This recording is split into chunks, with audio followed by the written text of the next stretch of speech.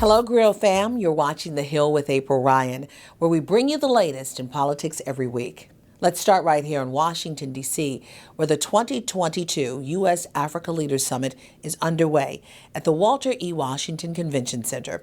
The Biden-Harris administration invited delegations from 49 African countries to take part in discussions to strengthen U.S.-Africa relations. Earlier this week, Jake Sullivan, the National Security Advisor of the United States, told me that health, economics, climate, peace, and security are the top issues being discussed this week. In each of these areas, we feel that we do have a very strong record to stand on as the United States dealing with Africa, whether it's in health and the remarkable advances we've made against HIV/AIDS, tuberculosis, and malaria, or, as President Biden will talk about, the support that we flowed to Africa during the COVID-19 pandemic and the work we are now doing to help Africa stand up its own capacity to manufacture vaccines and therapeutics going forward. I could walk through each of the other areas, economics and trade, investment, climate, tackling the climate crisis. The president was just at an African COP in Sharm el-Sheikh, Egypt, where he laid out a series of initiatives relating to adaptation in Africa. But I will just say that we didn't set this agenda in a vacuum. We didn't set it for the topics that matter the most to us. We set it in consultation with our African partners on the issues that matter most to them and to our shared future. Also this week, Vice President Kamala Harris addressed African youth leaders at the National Museum of African American History and Culture.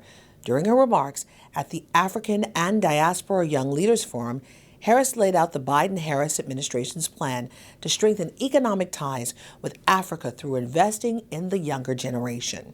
To Africa's young leaders, just consider 60% of the population of Africa is under the age of 25.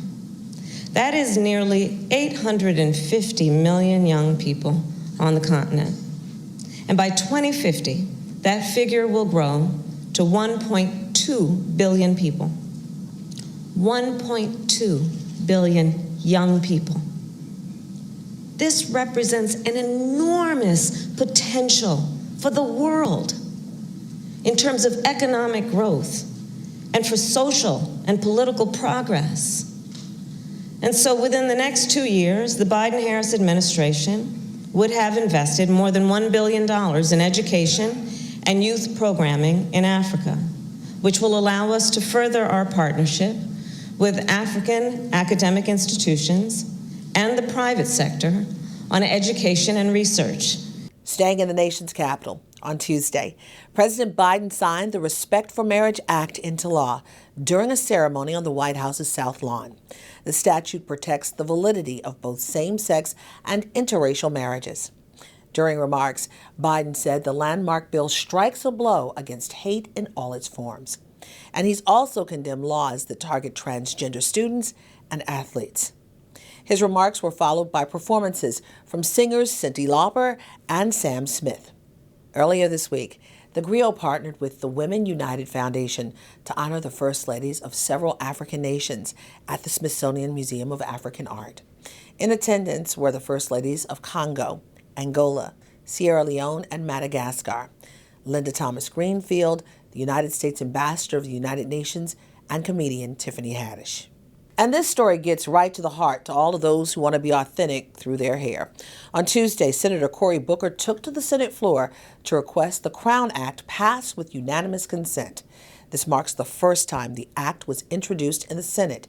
If the law is passed, it would serve as a statutory protection against race-based hair discrimination. While on the Senate floor, Booker discussed the incident with then high school student wrestler Andrew Jackson, who was humiliated after he was forced to cut his locks in order to participate in a wrestling match. That's it for The Hill with April Ryan. We'll see you next week with the latest news and politics. Peace.